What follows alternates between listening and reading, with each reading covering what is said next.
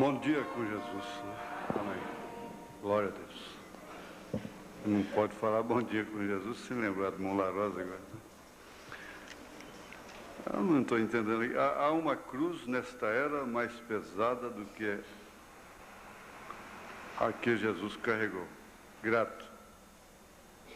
Deus abençoe.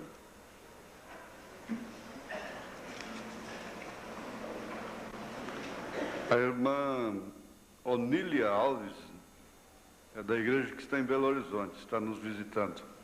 Bem-vinda, irmã. Onde está a irmã? Bem-vinda, irmã, em nome do Senhor. Amém?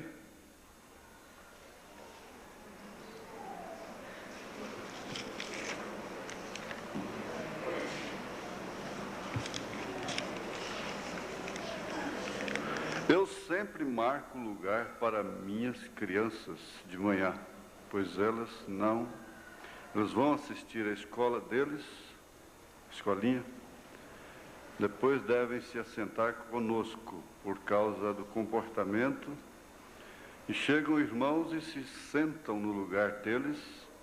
Eu fico inibida de falar para eles se levantarem. Como eu faço? É fácil, a hora que a irmã chegar, o irmão só diz: olha, irmã, eu estou reservando aqui porque minhas crianças estão lá e depois eu não dou conta de controlá-las.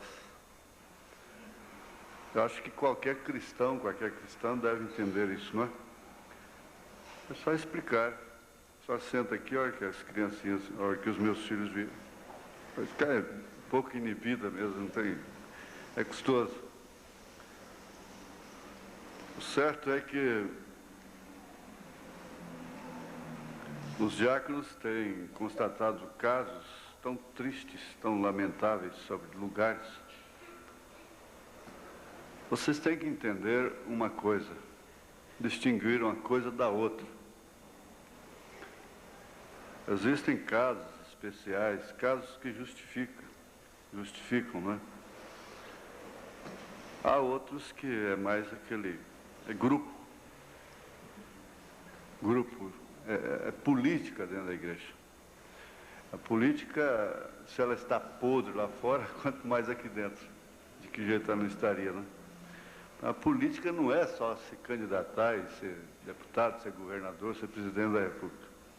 Às vezes a política está entre obreiros, entre irmãs, entre irmãos. Então tudo tem o seu lugar certo, a sua maneira de ser. De forma que cada um discipline-se a si mesmo, evite entristecer o Espírito Santo aqui dentro, sabendo que os diáconos estão aí para ajudar e também para corrigir se for necessário. O irmão Branham chegou a dizer que nesse caso, se a pessoa levantar e for embora, eles devem ir 2 diáconos na casa dela e depois... Ele nem falou para ir lá na frente.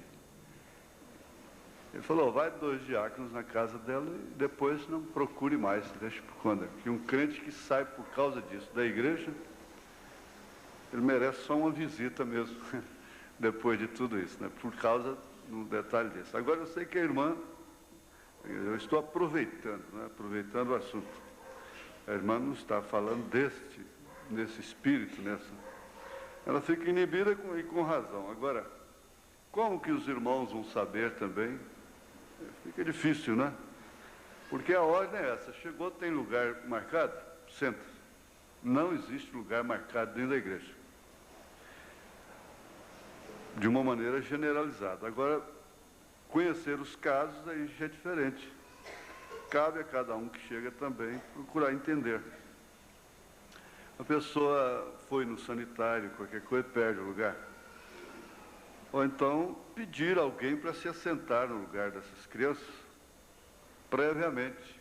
Se puder ver alguém que está em pé, fala: irmãs, vocês podem se assentar até que meus filhos cheguem, porque eu não posso tê-los longe de mim. E ela está fazendo certo, né? A irmã está fazendo certo. Porque enquanto ela pode fazer isso, ela deve fazer. Depois vai chegar o tempo que ela não vai poder fazer isso mais. Quando eles crescem, acabou, né? Então, é um caso muito difícil, irmão, porque a igreja está orientada, por ordem da igreja, não respeitar marca de lugar. Se quem marcou vai dar lugar, vai prejudicar um culto de todo mundo, que veio sair tão longe, às vezes tirando pão da boca para vir na igreja, e uma pessoa vai estragar aquele culto por causa de um lugar, é lamentável. É muito triste, é muito temeroso. Você tem que pensar, antes de tudo, que qualquer incidente dentro do culto pode prejudicar aquele culto e o próximo culto que vem. E você fica responsável por aquilo. Vantagem, grande vantagem. É preciso entender, até conversar dentro do santuário anula o culto. Quem disse foi o profeta. De forma que é bom, esse assunto é bom de vez em quando ser ventilado. Agora, se a senhora tem uma maneira de dialogar aí, as pessoas que chegam também não vão ser assim tão arrogantes, tão prevalecer disso tão indiscretamente, né? Tão descaridosamente. Então, eu acho que Deus vai te dar sabedoria nesse sentido, porque não é só a senhora que tem esse problema, outros também têm. E se a igreja não tivesse problema, ela já estaria no céu. Então não estaria na terra mais. Ela só não vai ter problema mais depois que estiver lá em cima. Mas enquanto estiver aqui, nós somos um montão de problemas, todos nós. Cada um de nós é um problema, é um monte de problema, cada um tem um saco de pecado, e a igreja é, sem dúvida, uma estrebaria, e onde nós podemos nos disciplinar nas coisas mínimas para que depois possamos receber as máximas. Gostaria que explicasse sobre o dízimo e onde está escrito na Bíblia, porque às vezes minha família não entende que devemos entregar o que é do Senhor. Eu creio em tudo que diz a Bíblia Sagrada. Mesmo assim, quero que cite algumas coisas sobre isso. Não quero... Bom, essa observação ninguém precisa pôr em carta para mim, que eu nunca cito o nome, não é? Tá bem? Muito obrigado. Eu me lembrei da minha mãe, não é? Me lembrei da minha mãe. A minha mãe era viúva e nos criou com o crochê. E meus tios, que nunca nos deram nada, sem desrespeitar a memória de nenhum deles, e naquele tempo até bater no sobrinho batia, né? Principalmente se ele fosse órfão, só não batia no que tinha pai. Esse não. Mas se fosse órfão, né? Uma vez, uma comissão lá deles, um falava, não, eu nunca dei nenhuma camisa para ele. O outro, mas teve um mais corajoso que bateu. Então, eles nunca fizeram nada pela minha mãe, sem maledicência nenhuma. E graças a Deus, porque não fizeram. Hoje eu entendo as coisas, graças a Deus, porque não fizeram. Eles devem para minha mãe. Minha mãe teve uma que foi até secretária de Estado, aí, pessoa mais arrogante, mais orgulhosa que eu já conheci na minha vida. E, no entanto, foi minha mãe que limpou os primeiros cocô dele, né? E eu também. Pior que foi eu também. No dia que ele nasceu, eu levei uma surra terrível. E eu também. Mas isso não é tipo queixa, é só para ilustrar, não é? Mas na hora que minha mãe ia entregar o dízimo, então todo mundo se condoía dela. Mas ela não tinha satisfação a dar, irmãos. A senhora não tem satisfação a dar para parentes nessa vez. A senhora deve conhecer, tudo bem. Por causa de parente, não. A sua fé não dá satisfação a ninguém. Porque o que eles falam de pastor, de igreja, de obreiros, por causa dos dízimos, não pode ser repetido. Que a coisa toda está assim, é no dinheiro. tudo é no dinheiro. Então, a sua vida cristã deve partir desse princípio. Que você não tem que consultar a carne, não tem que consultar o sangue, não dar nenhuma satisfação aparentes. Contudo, nós temos aqui referências. Por exemplo, a irmã quer anotar, os irmãos querem anotar. Vamos começar por Malaquias 3, verso 8 ao verso 10. Roubará o homem a Deus? Todavia vós me roubais e dizeis: em que te roubamos? Nos dízimos e nas ofertas alçadas. E eles matavam a pessoa quando era apanhada em adultério. Esses tais. Com maldição sois amaldiçoados, porque me roubais a mim, vós toda a nação. Uma das razões principais dos Estados Unidos se tornar potência foi isso, porque foi colonizado sob o espírito evangélico, né, cristão, bíblico.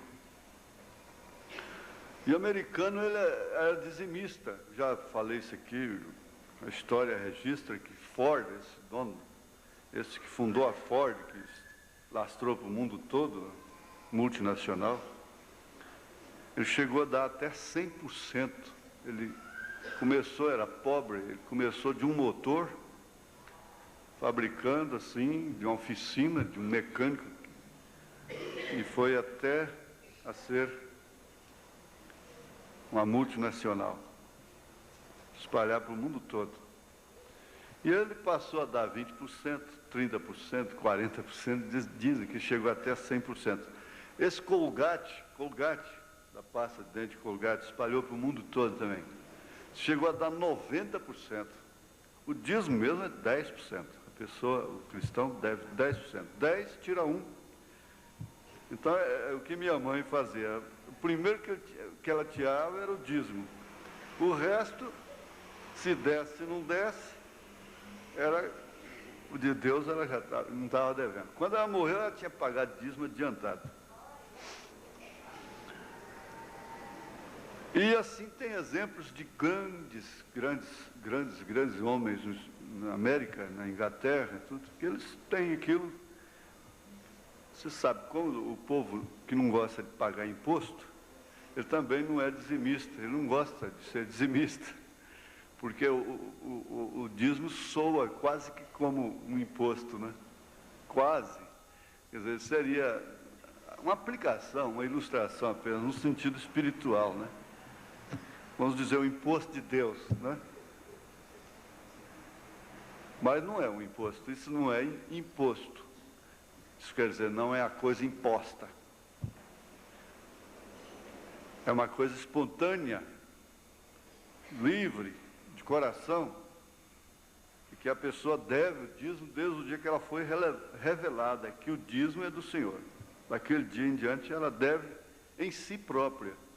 Não adianta ninguém, parente, quem quer que seja, nem o pastor pode dizer, não, esquece isso. É uma coisa que ninguém tem direito. O profeta tentou fazer isso com uma viúva lá, Deus corrigiu ele. De forma que eles espalharam missionários para o mundo todo, e até hoje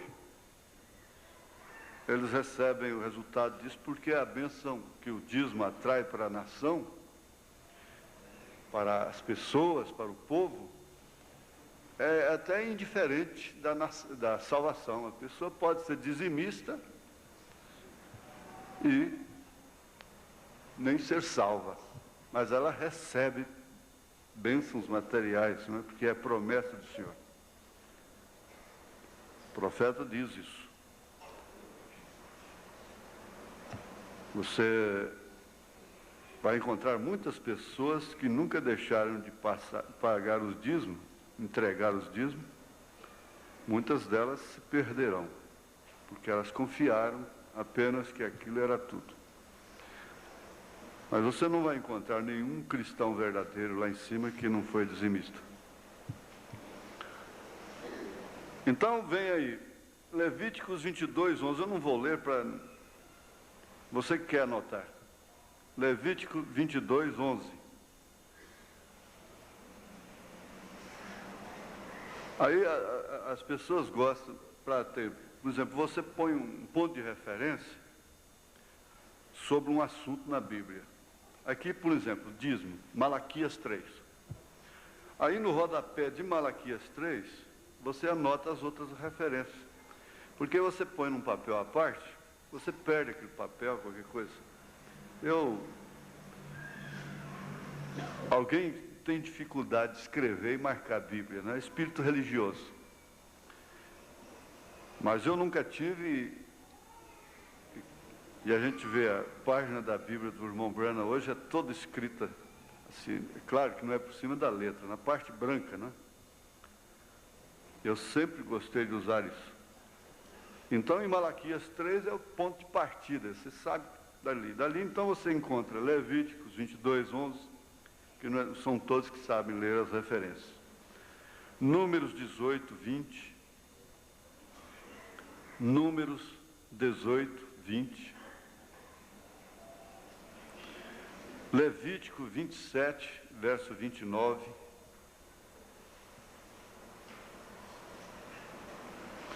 Hebreus 7, versos 7 a 9. Hebreus 7, versos 7 a 9. Então, vou repetir, se alguém ficou para trás. Malaquias 3, verso 8, 10. Então, vamos ver, esse é o ponto de partida. Levíticos 22, 11. Para botar em ordem, Levíticos, se quiser. Levíticos, novamente, 27, verso 29. Número...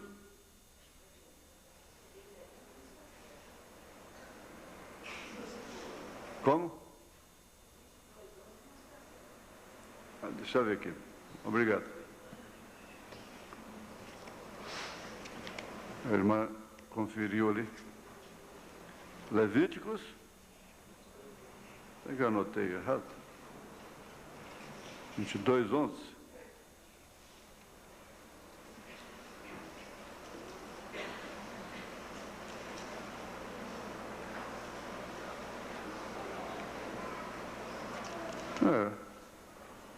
Foi bom, irmanito, olha. Espera aí. Aqui está relacionado, não estou lendo, eu estou olhando aqui em Gênesis. Eu estou desconfiado que tem uns colegas meus que já estão ficando velhos. E a gente fica perto deles e dá um problema terrível.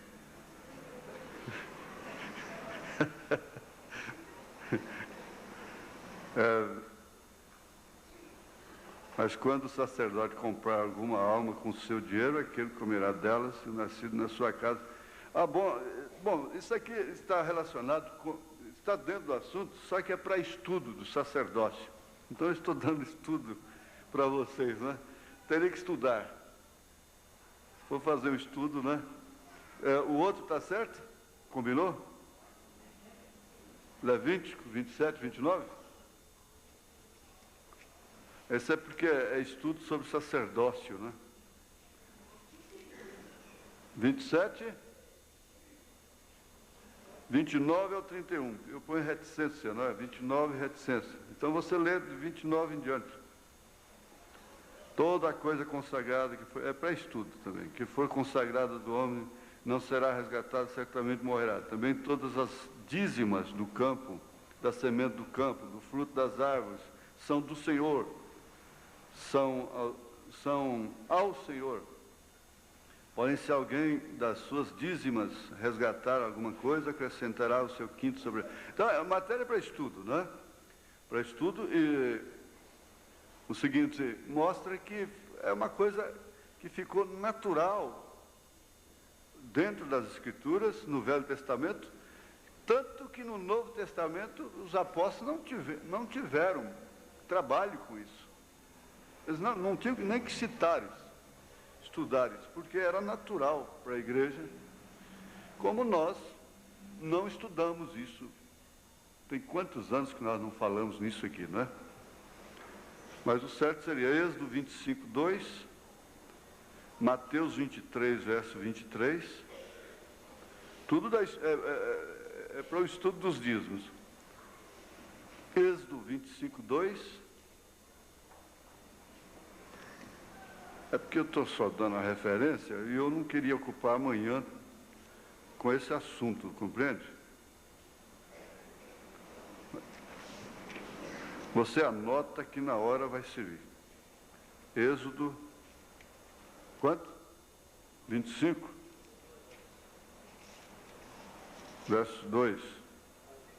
Fala aos filhos de Israel que me tragam uma oferta alçada e todo homem cujo coração se mover voluntariamente, dele tomarás. Aí, então, se trata para estudo, é estudo. Eu teria que estudar, fazer uma escola dominical só com isso. Porque aí entra o caso da oferta também. Porque o irmão Branda queria tirar até a oferta da igreja. Aí Deus disse para ele não fazer isso. Porque então mostrou para ele que a oferta é uma adoração. E mostrou para ele. Então seria coisa de estudo, como essas referências que vocês querem. Aí vem Mateus 23, verso 23. Aí, na mensagem, perguntas e respostas, número 2, parágrafos 180 ao 185. Eu estou com elas aqui, mas eu quero começar um estudo com as 7 eras. Então, oportunamente, nós vamos fazer o estudo mesmo disso aqui numa escola. Perguntas e respostas, número 2, 180 a 185. Deus sendo mal entendido, parágrafo 45. Deus sendo mal entendido, parágrafo 45. Aí você põe ponto e vírgula, quer dizer, aí você salta para o parágrafo 111 e 112. Deus sendo mal entendido. Por exemplo, o 45, só um exemplo. 45, o irmão Brana disse, Jesus disse, deixai vir as minhas criancinhas. E benditos são aqueles que cumprem todos os seus mandamentos para que eles possam ter o direito de entrar na vida, na árvore da vida. Agora, eu realmente creio que pagar dízimo é essencial numa experiência cristã, pois eu chegarei naquilo em outra pergunta em poucos momentos. Eu sei que há outra aqui que pertence àquilo. Aí a outra vai lá no 111, 112. 111, 112. Então, para os obreiros, principalmente, isso é muito bom, né? É muito bom a gente ter essa relação de coisas. Eu quero passar isso tudo para o computador, porque é fácil. Isso é correto. O que a Bíblia diz em Malaquias, capítulo 4, um homem roubará a Deus, ele faz referência das Escrituras. Onde te roubamos? Nos dízimos, coisas, trazer os ossos de... Ele está citando ali, Malaquias. Eu não vos abri... Aí ele faz o desafio, coisa e tal. Isto é um desafio para qualquer indivíduo. 112. E se eu simplesmente tivesse tempo e não tivesse que entrar nessa pequena escritura, que eu gostaria de entrar nos próximos 10 minutos, eu gostaria de lhes dar um testemunho pessoal de como eu estava até mesmo com fome. E minha mãe e outros com fome, e o meu pai enfermo, porém eu separava o meu dízimo primeiro e o entregava a Deus. E você devia ver o que acontecia. Eu nunca vi em minha vida qualquer homem ou mulher que, ainda que ganhe unicamente $1 por semana, traga os 10 centavos daquele dinheiro e o coloque na casa do tesouro ou na igreja onde assistem, que Deus não lhes haja abençoado. Se assim não é, podem me chamar de hipócrita. Sim, Senhor, este é um desafio para qualquer um, e cada cristão. Aquilo vai para esta outra pergunta. Bom, são respostas boas. A pergunta da irmã foi muito boa, porque tem anos que nós fazemos isso aqui, né? Não tem nem lembrança de quando. Acho que nós nunca fizemos um estudo mesmo específico sobre isso, né? Eu não me lembro, né, irmão, isso? Acho que nunca. A gente omite, né? Evita. Também liderança azul. A liderança tem a nossa amarela e tem a azul, é a que veio da voz de Deus. Parágrafo 8. E nós teremos outras referências para estudo, não é? Vamos ficar de pé, vamos ler a Bíblia.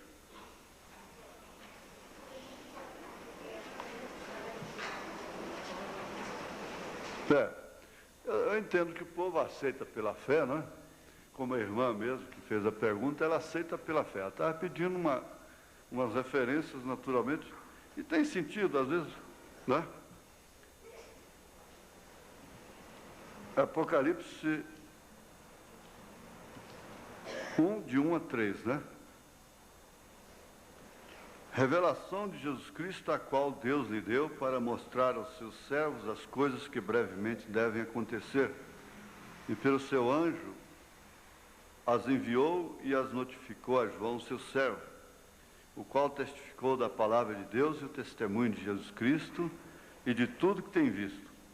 Bem-aventurado aquele que lê e os que ouvem as palavras desta profecia e guardam as coisas que nela estão escritas, porque o tempo está próximo. Amém. Grande Deus, Pai de misericórdia, de bondade, infinito é o teu amor para conosco.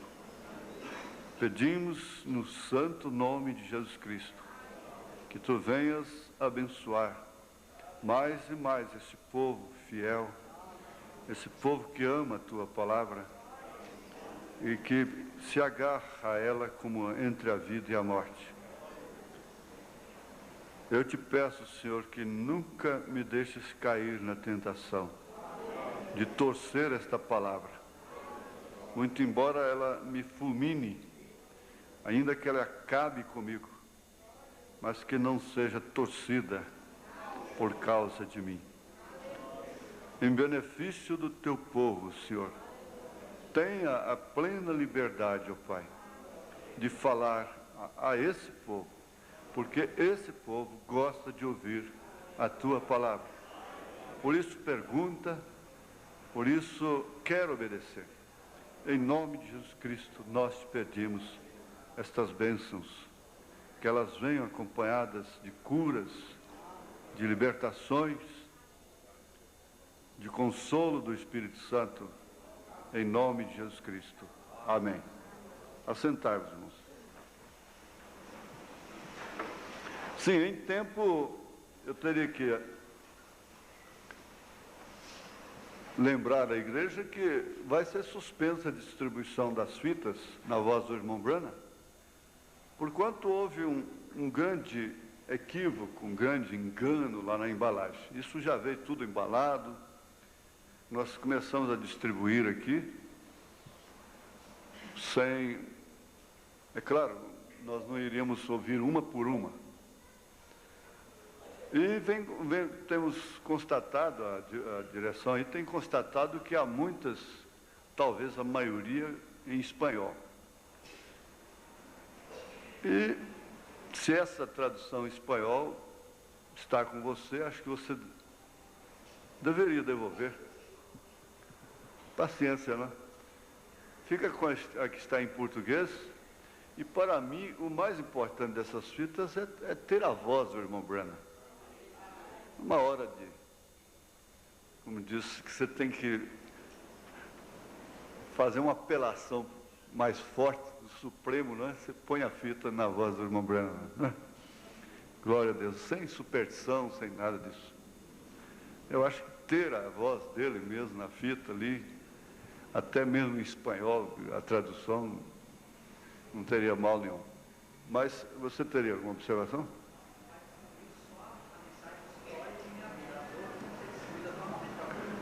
Assim, então, o problema aconteceu só com a mensagem, a história da minha vida.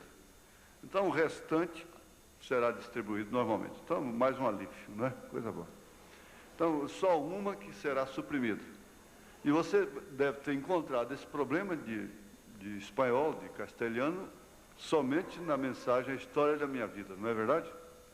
Então, essa você devolve, por favor, o irmão, a irmã, porque posteriormente a gente pode encaminhar para os irmãos de lá, que falam espanhol, quem sabe lá eles estão com as nossas, né, em português. Talvez tenha ido para lá. Quem labuta com gente é assim, não é? As pessoas esquecem o fogão ligado, esquecem luz acesa, em tempo de incendiar a casa, aquela coisa toda, troca literatura. E parece, se são solteiros, devem estar preocupados para se casarem. Se são casados, devem estar preocupados porque se casaram. Que é certo que estão preocupados, perturbados, né? Então, de todo jeito, a coisa está causando perturbação. E por isso vai fazer o serviço e troca as coisas, né? Mas tudo contribui para o bem daqueles que amam a Deus, e você ama a Deus também. Tudo quanto é contradição que você vê na vida, na igreja, no jornal, no rádio, na televisão, nas pessoas, tem que contribuir para o seu bem, não para o seu mal. Porque em qualquer hora, sob qualquer ou quaisquer, né, circunstâncias, você tem que lembrar disso. E o meu hábito, e o meu lugar lá nos céus, que está acima de qualquer coisa aqui na terra, não é? Porque às vezes a pessoa não troca a salvação pelo ouro, pela prata, pelo domínio, o reino dessa terra, como Jesus não trocou os apóstolos e os heróis da fé.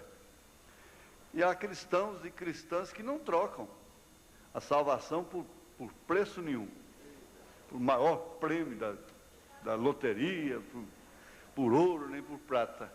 Mas na hora de uma dificuldade, vamos dizer, na hora do escândalo, elas trocam a salvação. Elas perdem. Aí elas perdem a salvação. Mas isso não acontece com os eleitos, não. Pode deixar. Amém? Então vamos sempre pensar nisso.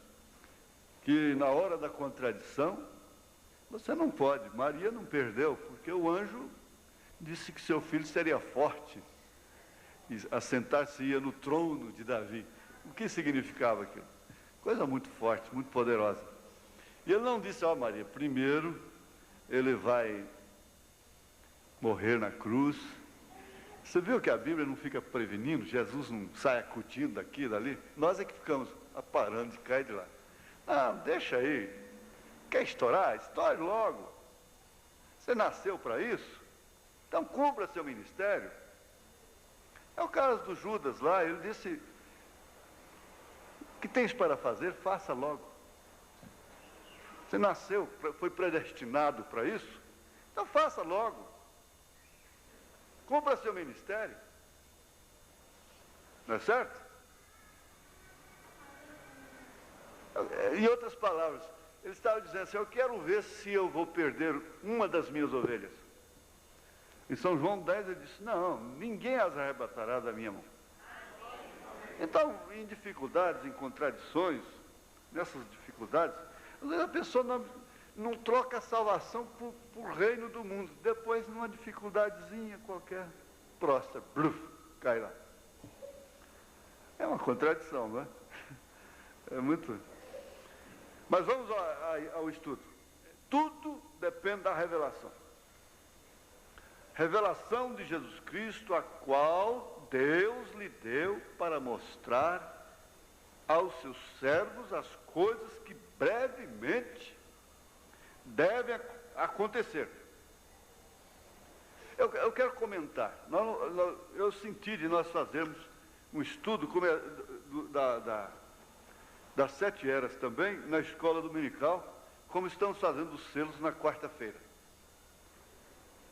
É certo que algum dia, hoje mesmo, teria que entregar a mensagem, o Dia das Mães. É uma mensagem pequenininha, bonitinha, mas vai ter a hora dela. Então, brevemente, olha, esse breve está relacionado com Deus. Porque 1000 anos para Deus é como um dia.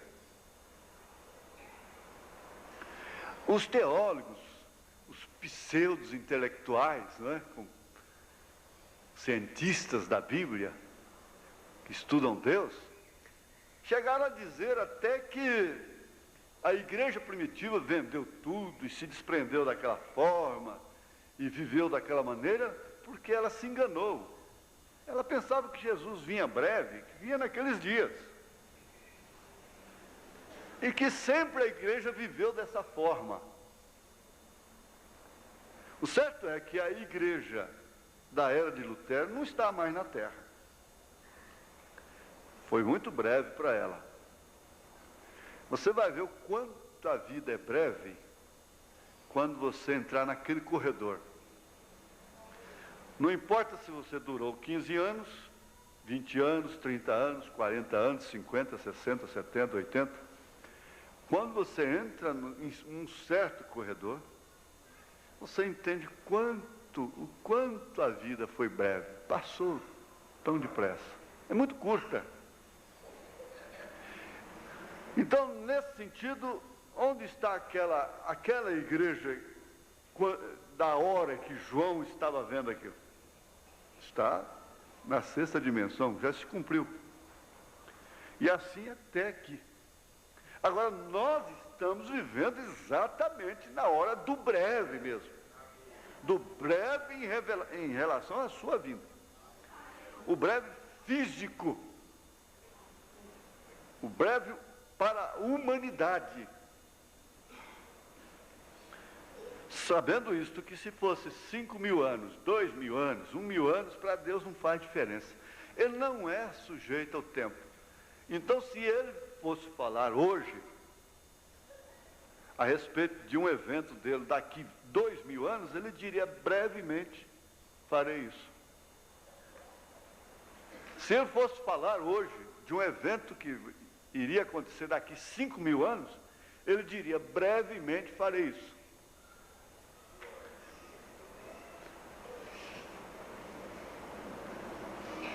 Revelação de Jesus Cristo, a qual Deus lhe deu para mostrar aos seus servos as coisas que brevemente devem acontecer. E pelo seu anjo as enviou e as notificou. E João, seu servo, ou a João, seu servo. Agora você vai notar uma coisa, irmã, irmão, que aqueles símbolos, os quais João viu na ilha de Patmos e escreveu, só foram revelados agora, na última era. Só agora. Mas nos dias da voz do sétimo anjo. Até aqui teve tanta controvérsia. É o Apocalipse revelado pela Ellen White, que é a profetisa dos adventistas. Apocalipse segundo o próprio Smith, Apocalipse segundo tanta gente, doutor em PhD, reverendíssimo, fulano de tal e coisa e tal, da Igreja Batista. Doutor em PhD, reverendíssimo, doutor fulano de tal, teólogo e não sei quem mais, e põe título nisso, teses e coisas assim, da Igreja Presbiteriana. E assim, de cada ala religiosa. Tem uma interpretação, até os pentecostais têm a sua revelação do Apocalipse também. A sua própria.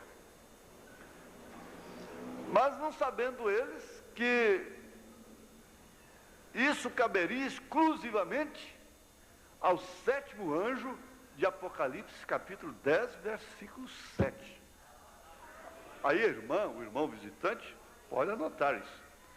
Isso não é uma coisa aprendida em seminário. Isso não é teologia, porque ela tem controvérsia. Isso aqui é exclusivamente a palavra de Deus, juntada à história e à revelação. História, escritura e revelação. Por isso que nós cremos no profeta de Deus. Ele era homem como eu, como qualquer outro. Como João também era homem. Pedro era homem. Elias era homem sujeito às mesmas paixões que nós somos. Pedro, quando Cornélio ajoelhou-se no seu pé, ele disse, não, levante-se, só a Deus adorarás. Eu sou homem como você mesmo. Eu não sei como é que o suposto sucessor de Pedro aceita alguém ajoelhar no seu pé e beijar seu anel. Mas vamos continuar aqui. O qual testificou da palavra de Deus e do testemunho de Jesus Cristo e de tudo que tem visto. Bem-aventurado aquele que lê e os que ouvem, não é somente quem lê. Às vezes tem irmão que pega a literatura assim, ó, de cabeça para baixo, e fica muito tempo, como se estivesse lendo. Enquanto outros sabem ler, nem pega, né? Nem carregam a Bíblia sequer, né? Não tem nem tempo mais de ler um salmo, não tem mais nem jeito de...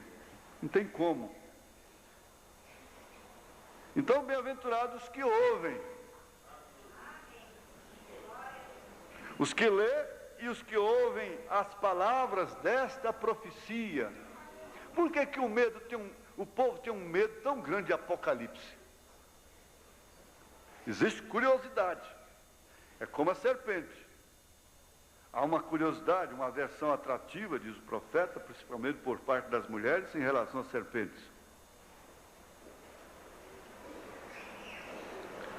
A aversão atrativa sobre o pecado. Às vezes está xingando aí de prostituta, disso, mas vai ver, está sendo atraído, não é?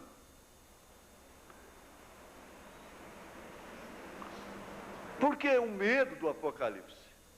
Nós estamos, sem dúvida alguma, numa era apocalíptica.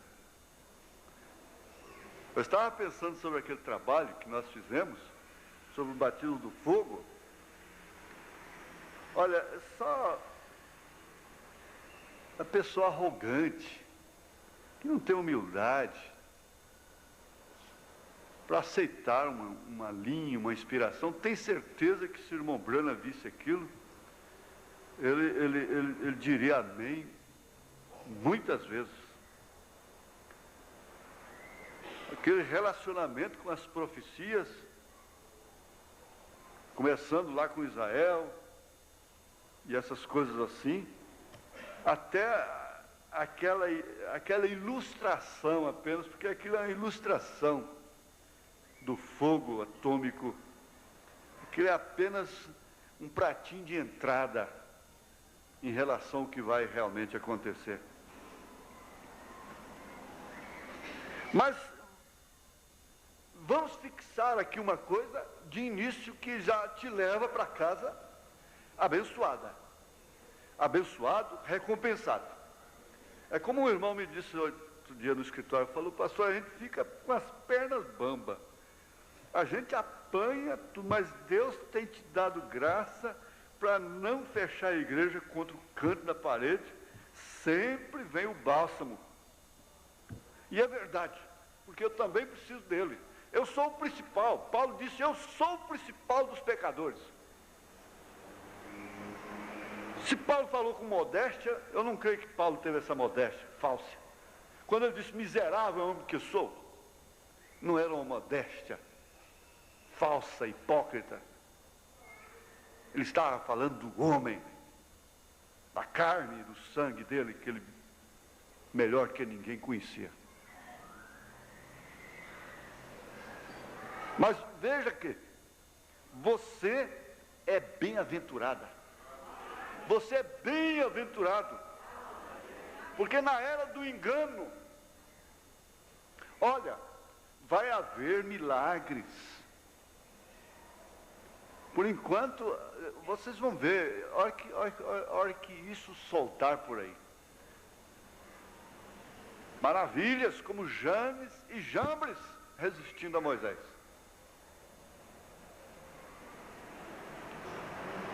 Oxalá se você não vai correr lá para o ginásio Rio Vermelho também. E insistir para irmãos e irmãs isso com você também. Fazer a política. Olha, Deus está zangado com esse espírito. Basta já os nossos erros humanos circunstanciais.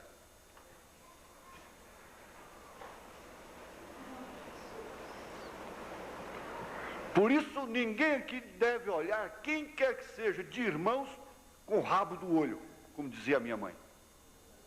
Rabo de olho. Não faça isso não, tenha temor de Deus. Olha aquela palavra igreja e você vai orar por aqueles que você acha que são piores do que você. Você tem que chegar no altar e dizer, Senhor, aquela moça é pior do que eu. E eu tenho condição de salvá-la. Você tem que chegar lá perto da sua cama e dizer, aquele irmão é pior do que eu. Eu não sou como ele. Por isso eu tenho condição de salvá-lo. Tem que chegar e dizer para Deus assim.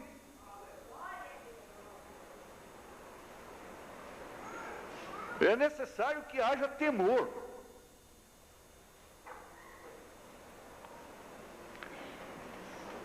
Porque é tempo de unidade. Os espíritos estão se unindo aí por fora. É tempo de saduceu se unir com o fariseu. É tempo do Judas ir lá pegar a moeda, as 30 moedas. É tempo de tudo isso se repetir. Nós estamos na culminação, no ponto final, no fechamento dos parênteses. Aliás, os parênteses já foram fechados. Nós estamos entre parênteses. A Terra, a humanidade está entre parênteses das 7 eras da igreja. Porque Deus abriu um parêntese. Na metade da última semana das 70 semanas de Daniel. Então vamos dizer, 69 semanas e meia. Quando deu a metade da última semana, o sacrifício veio e cortou a semana do povo de Daniel, que é os judeus. Deus virou as costas para os judeus e tratou com os gentios, abrindo um parêntese. Dentro desses parênteses nós temos as 7 áreas. Ele fechou o parêntese, com Laodiceia. Agora você, irmão, preste atenção, preste bem atenção. Nós deveríamos viver agradecidos. E não olhar nem para a esquerda, nem para a direita. E deixar de certas bobageiras. Até dos complexos. Eu estava anotando, mas que coisa boa essas cartas, as quais vamos continuar estudando hoje à tarde. Porque nós constatamos, não só na igreja, mas mesmo ministros atolados até no pescoço de complexo. Não se pode dizer uma coisa que já está insultando o outro. Tudo que fala é para um. É só depois que encabula, depois que há um choque, que há uma coisa, tudo que você fala é para ele. Depois diz que isso não é complexo. É que eu disse outro dia, fica difícil o pastor pregar depois. Fica difícil. Até mesmo nas coisas práticas. Isso vai ser matéria de encontro, isso é muito bom. Um pastor novo brincar com velhos no púlpito não é bom. Se ele é velho, então brinca com velho. Bom, espera aí, deixa eu pensar o que eu vou falar agora. Bom, se ele assim tem mais idade, um pouco, então brincar às vezes com os velhos assim com certo carinho até ainda passa, não é? Mas é isso. E outras coisas também, às vezes até a maneira de criticar determinadas coisas das mulheres, dos homens. O irmão Branham disse, eu não tenho escritura para isso. Criticar a pintura do cabelo, a mulher pintar o cabelo, mesmo seja o homem. Ele disse, eu não tenho escritura para isso, não te pareças com a mundana. Outro dia nós tivemos uma aula aqui que vocês, muitos talvez não assistiram. O irmão Wilson, que é doutor no assunto, ele disse, não, você não deve pintar seu cabelo com outra cor. Agora ele falando da maneira técnica, né? O conselho técnico, de quem sabe. Você não deve pintar seu cabelo de cor diferente, porque depois, quando vier a descoloração, então aquele já está ficando tradicional acidente do produto que aí depois tem que cortar. Não é isso, Moisés? Foi pelo que eu entendi, né?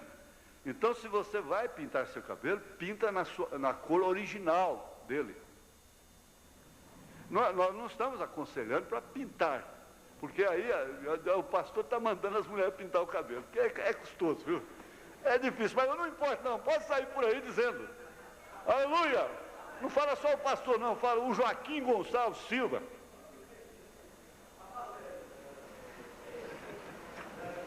Porque todo jeito que você faz...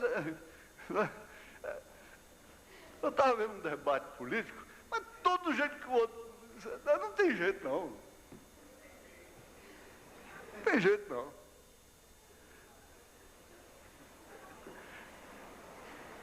É igual o comentarista de futebol. O comentarista de futebol, tudo deveria ser técnico.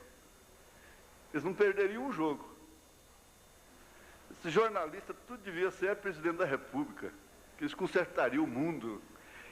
E quase que eu ia falar, olha, ponha fulano na presidência, o padre Ciclano para ser governador, o outro para ser prefeito, e no lugar do cemitério ele vai fazer horta, porque ninguém vai morrer mais. Não vai ter criança pobre mais, não vai ter criança passando fome. Hipócritas, irmão Zé Marra falava certo, hipócritas. Irmão Zé Marra, ele era engraçado, hipócritas, só porque tem barba, bode também tem barba. É porque eles usavam a barba de profeta, né? Um bornalzinho, a Bíblia dentro do embornal e tudo aí. Os adventistas da Reforma encontraram lá em Taguatinga. Pararam, e eles também usam, eles usam por sistema doutrinário. Pararam assim, olharam para ele, ele parou. A pessoa que tem barba tem os olhos brancos, né, assim. Aí ele olhou por baixo, ficou olhando assim. Aí um adventista daquele virou para o outro e disse, olha, a imagem de Nosso Senhor Jesus Cristo. Ele olhou de novo, olhou de cima embaixo, ele era muito calmo, demorava a falar. E disse, hipócritas, só porque tem barba? Bode também tem barba.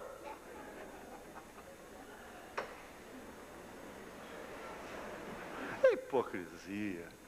Nova York está cheio de menino pobre, Paris está cheio de menino passando fome,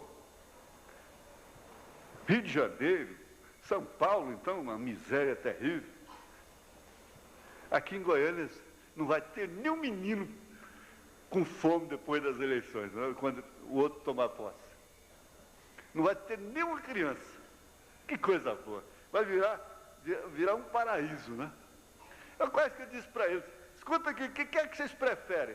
É lixo no centro e fome na periferia? Ou flor no centro e fome na periferia? Qual dos dois que é melhor? Eu preferi ter flor no centro e deixar a pobreza na periferia. Oh, como é que é? Deixa, nos arrebaldes, né? Sabe, esse camarada aí precisava ser prefeito lá de Fortaleza primeiro. Mandei lá consertar o que aquela mulher fez lá. Mandei para São Paulo consertar o que aquela paraibana está fazendo lá. É isso que tem que fazer. O mundo não tem jeito. Não tem jeito para o mundo. Por isso que nós precisamos também nos unir indiferentemente às fraquezas uns dos outros. Indiferentemente. Agora, eu estou com matéria do profeta. Mensagem do profeta, nesse sentido.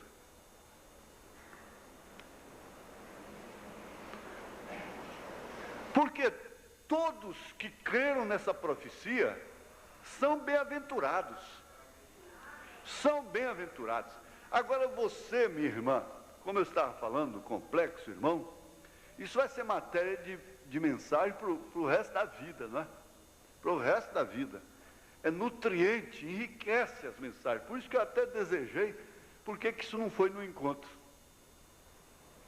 Bem-aventurado aquele que lê e os que ouvem as palavras desta profecia, porque agora você está ouvindo as palavras dessa profecia reveladas pelo 7º anjo de Apocalipse, capítulo 10, versículo 7.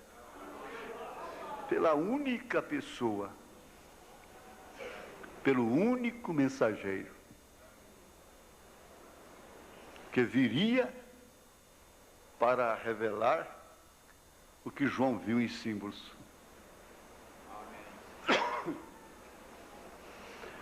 Agora, ele não fica somente nisso.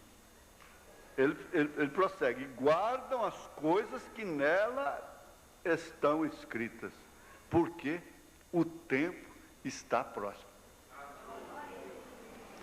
O segredo é guardar.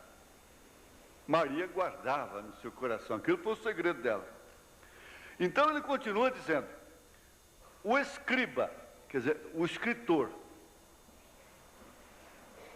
o escriba, ele não é o autor do livro.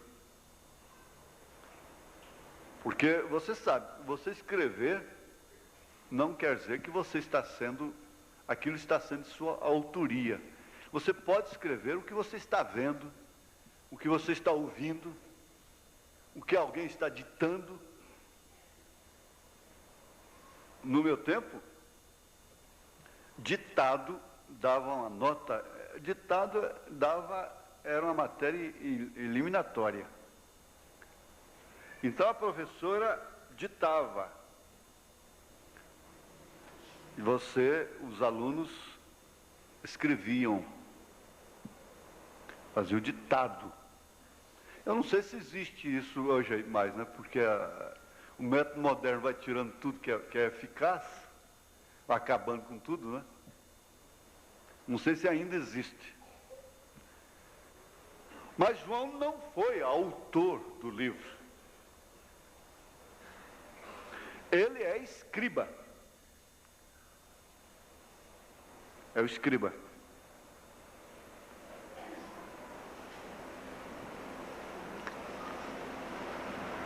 Historiadores concordam que ele viveu a última parte de sua vida em Éfeso. É bom a gente saber um pouquinho da vida dos outros, né? É tão fácil você ficar sabendo da vida dos outros, sem estudar, sem sentar, sem orar, sem pedir a Deus graça. É tão fácil. Mas é tão bom saber da vida de um homem como este. Isso sim compensa. Historiadores concordam que ele viveu a última parte de sua vida em Éfeso. Embora no tempo em que escreveu este livro, ele estava na ilha de Patmos. Nós já vimos, inclusive, uma ilustração sobre isso, filmada lá, né? Esse livro não é a história da vida de João, não. Portanto, ele não é a revelação de João, Apocalipse do apóstolo São João, não. Ele é a revelação de Jesus Cristo. Apocalipse quer dizer revelação. A palavra Apocalipse quer dizer revelação. Então, no versículo 3, esse livro é chamado de uma profecia. O livro todo é uma profecia. Uma profecia com profecias, né? Um livro com profecias. Então, o livro é uma profecia. E isso é precisamente o que é. Quase sempre este livro é chamado a revelação de João, porém isso é incorreto. Não. É a revelação de Jesus Cristo dada a João para os cristãos.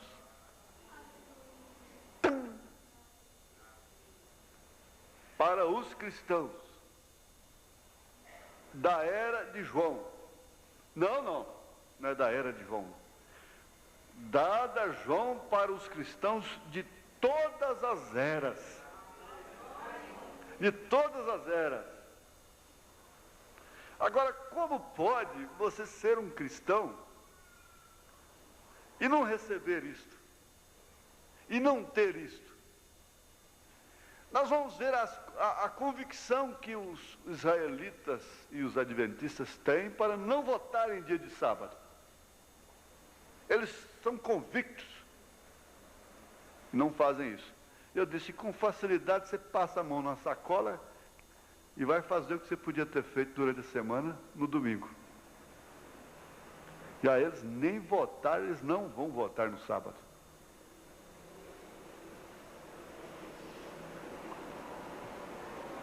Tendo uma lei que obriga, a lei da nação. Um rabino disse, é melhor pagar a multa aqui embaixo do que lá em cima.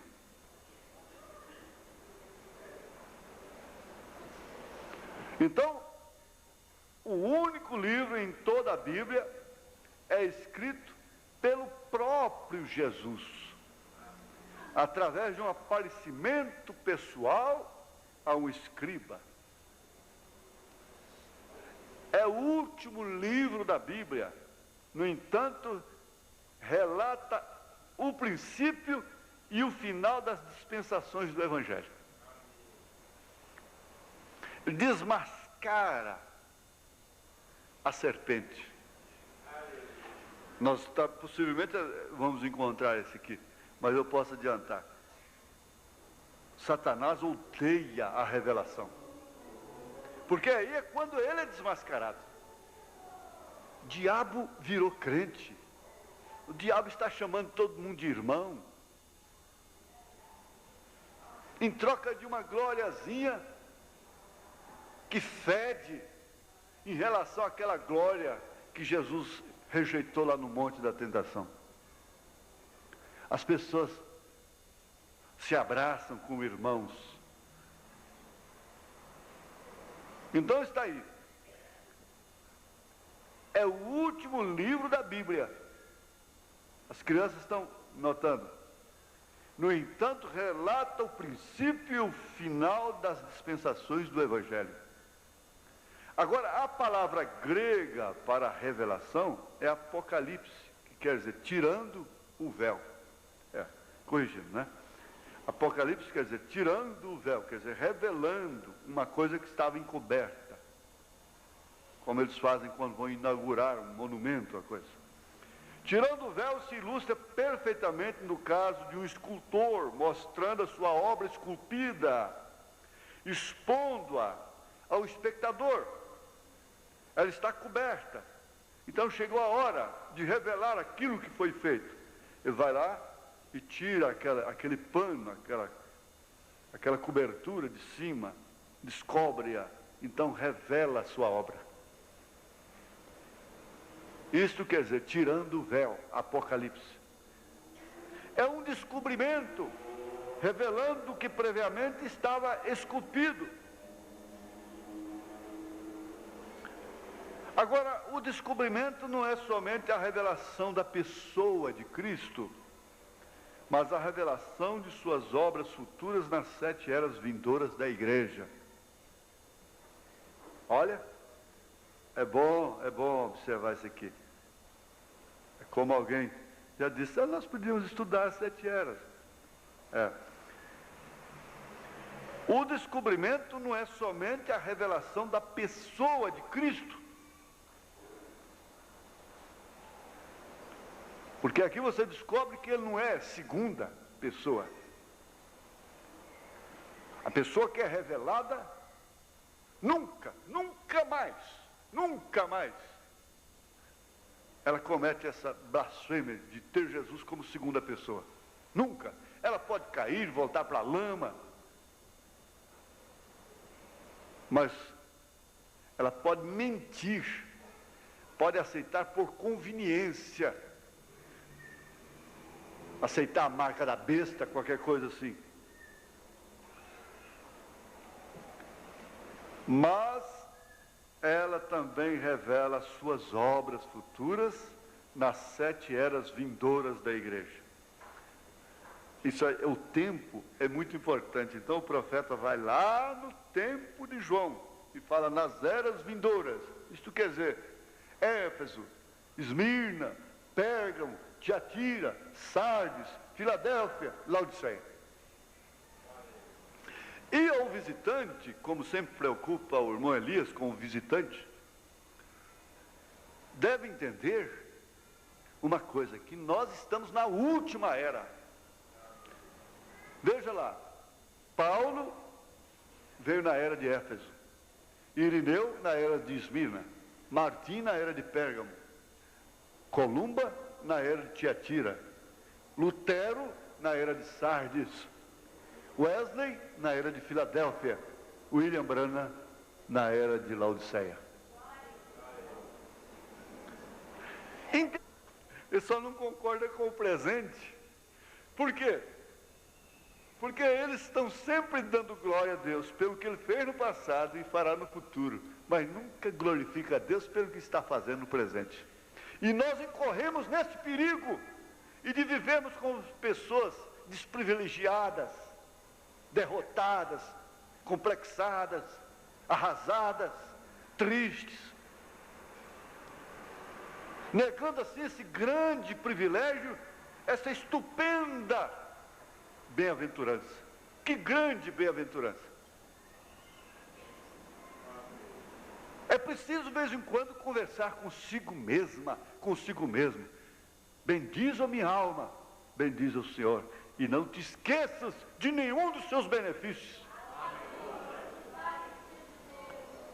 Isso é maior do que quilinho de arroz. Isso é milhões de vezes maior do que a caridade.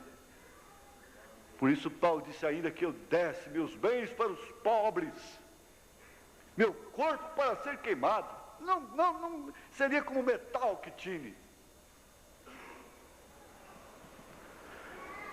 A importância da revelação pelo Espírito a um verdadeiro crente.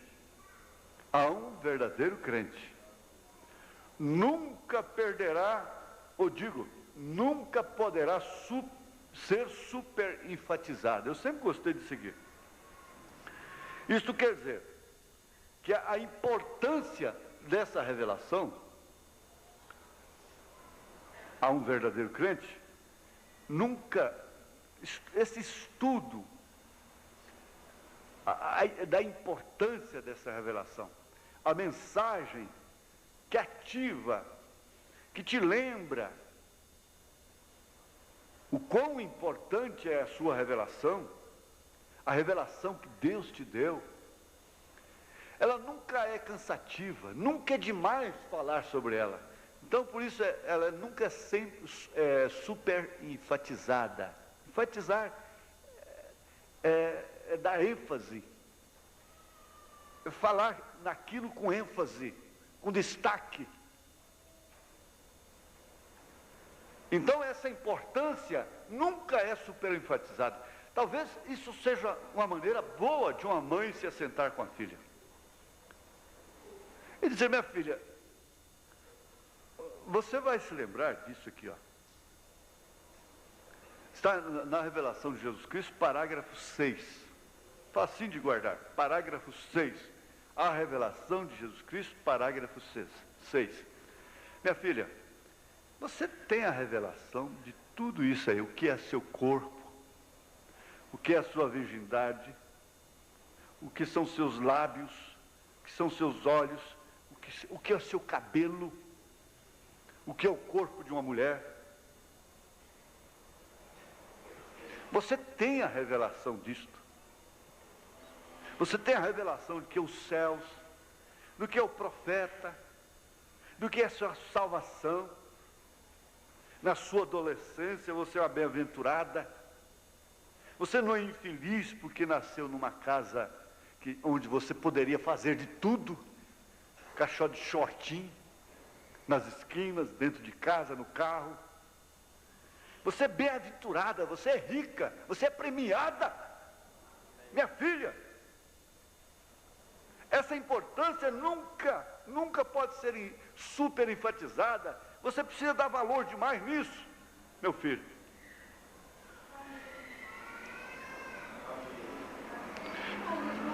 Agora, é certo, como essas menininhas aí, ó, que as mães já cuidam desde novinhas, elas já se vestem como verdadeirinhas damas, né? Porque se elas crescem com essa sainha justa, curtinha, igual algumas aí, minha filha, vai ser custoso depois. Vai ser custoso. Você tem que entender, o profeta diz assim, os ministros chamaram ele e disseram, irmão Brana, eu gosto da sua mensagem, eu gosto do seu ministério, nós gostamos, mas você está sempre implicando com as nossas mulheres. Você parece que não gosta das nossas mulheres. Disse, não é assim. Os irmãos têm que entender que a sociedade vai aceitando tudo. Eu vi na Praça da Sé, lá em São Paulo, uma placa proibindo mulher entrar de calça esporte, de mini saia, de short, na igreja. Agora vai lá na Praça da Sé ver do jeito que está. Quando a mini saia saiu, eu estava em Brasília, não era permitido funcionária do Congresso, funcionária pública entrar de mini saia. Muito menos na igreja. Mas elas são batalhadoras, elas são trabalhadoras, elas são persistentes, elas não mudam por coisa alguma. Sofriam afrontas terríveis na rua, mas era moda. Tinha que pegar, tem que aceitar, os homens têm que aceitar, as autoridades têm que aceitar, os pastores têm que aceitar, os maridos têm que aceitar, os irmãos têm que concordar de ver suas irmãs, tudo que elas têm. E depois vamos condená-los pelos incestos, pai com filha, irmão com irmã, e parentes, essa mistura toda. Tem que aceitar ou então desgraça.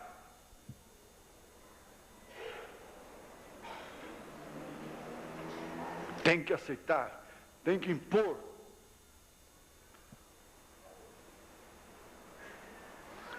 Mas os que viveram mais um pouquinho sabem disso, que não foi diferente com essa saia justa que hoje é tão social, tão normal, tão ingênua, tão inocente na fila da ceia, tão pura. Não, aquilo um dia foi um absurdo, e não tem muito tempo não, o senhor sabe disso. Os mais novos não lembram, mas nós lembramos, Mão Prata sabe disso.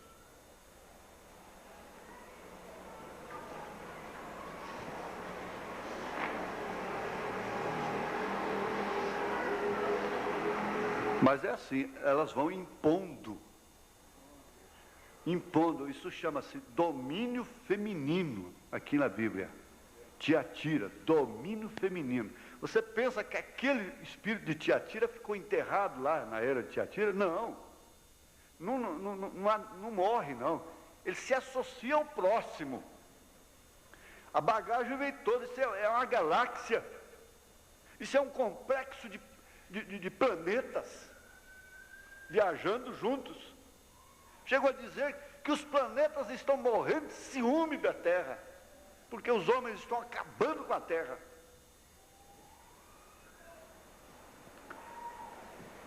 Isso viaja junto, é o domínio pela dependência, a fraqueza dominando o forte.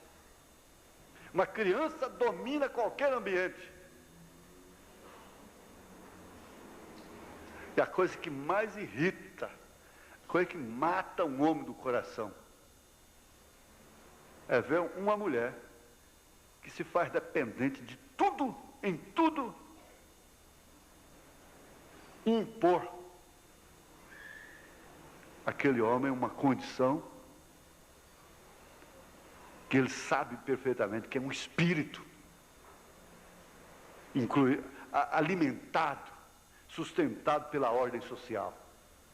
E ele tem que dobrar. Resultado, quase todos têm que ser mansos. Tolerar coisas dentro de casa, tem que aguentar. Tem que aguentar. Tem que ver cena de sexo dentro de casa, na tela. Tem que ver tudo isso.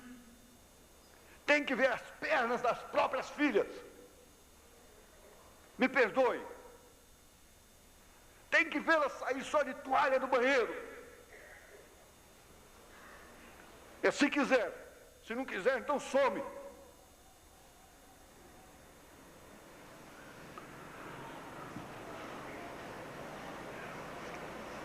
É tremendamente importante para a igreja esta revelação, porque cada pessoa passará a cuidar de si própria, de acordo com a sua revelação, porque ela sabe perfeitamente que a única maneira de evitar esse juízo apocalíptico é se esconder em Cristo. Por isso essa revelação tem se tornado tremendamente importante para a igreja, porque enquanto ela não for revelada, legalismo algum poderá consertá-la.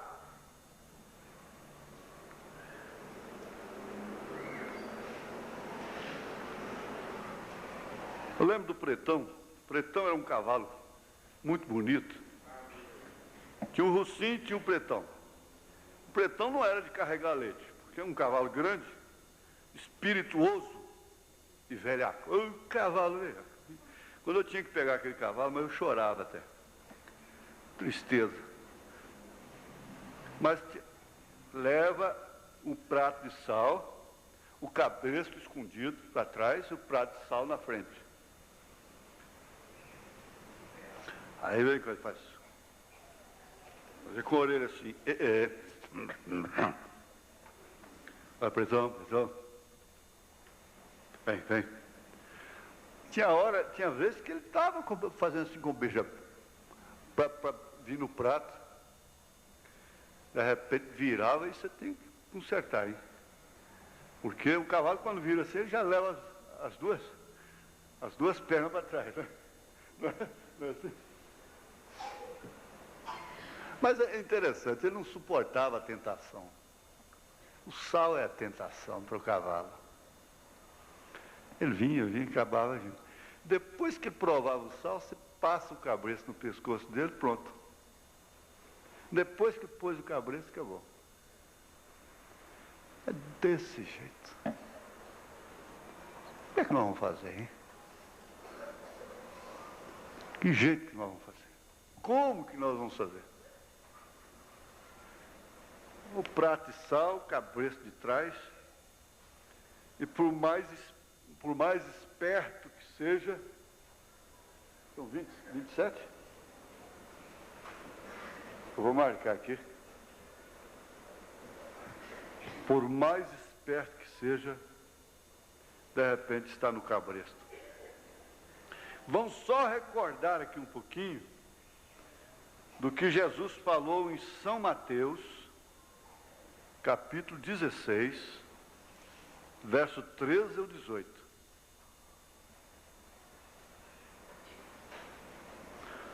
E quando Jesus,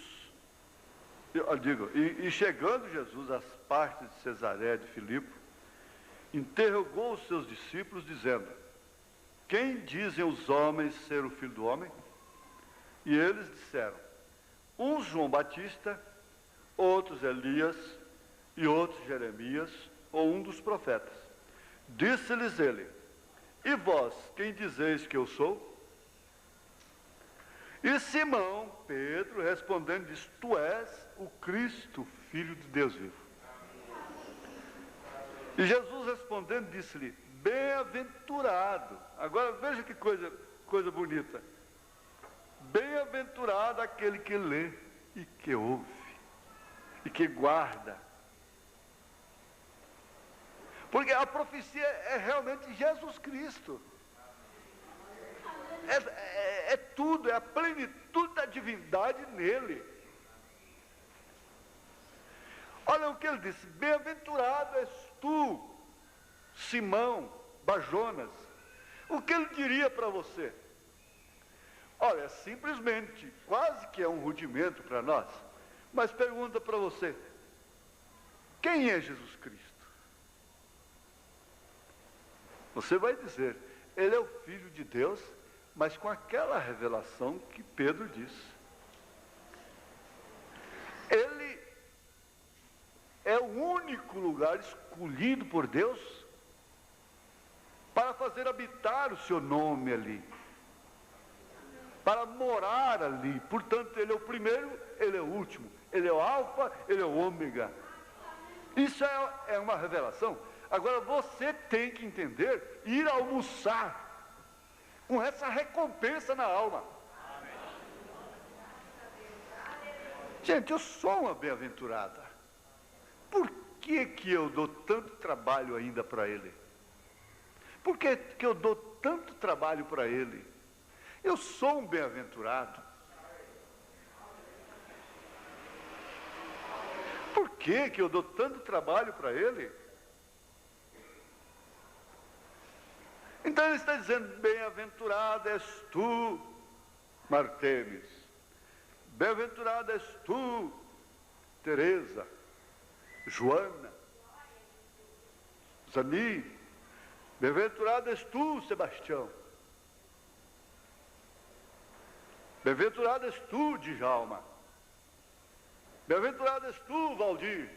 Bem-aventurado és tu, Benedito, Cristiano, Valdomiro, Wilson, Pedro, Aguinaldo.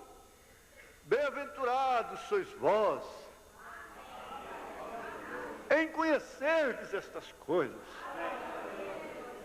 em não blasfemarem contra o profeta de Deus. Porque se vocês não tivessem sido revelados, vocês estariam lá de longe já, aquele lá, graças a Deus que eu sei lá, do herege lá, do falso profeta.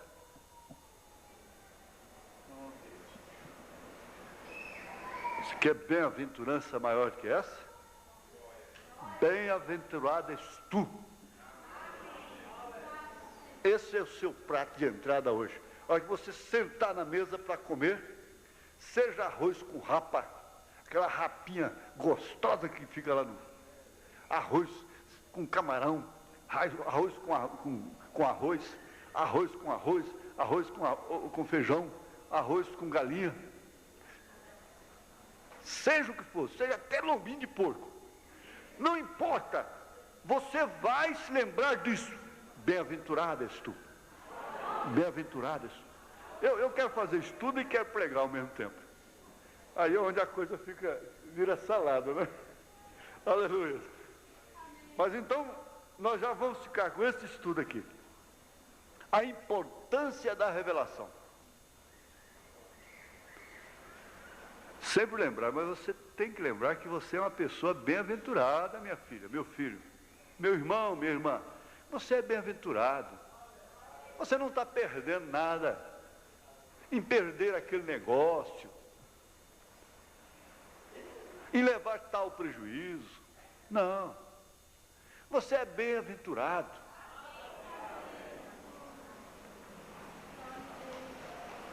E todos os privilegiados devem seguir em frente, diz o irmão Brenner. Vamos ficar de pé, o pastor Elias termina a reunião para nós. Aleluia.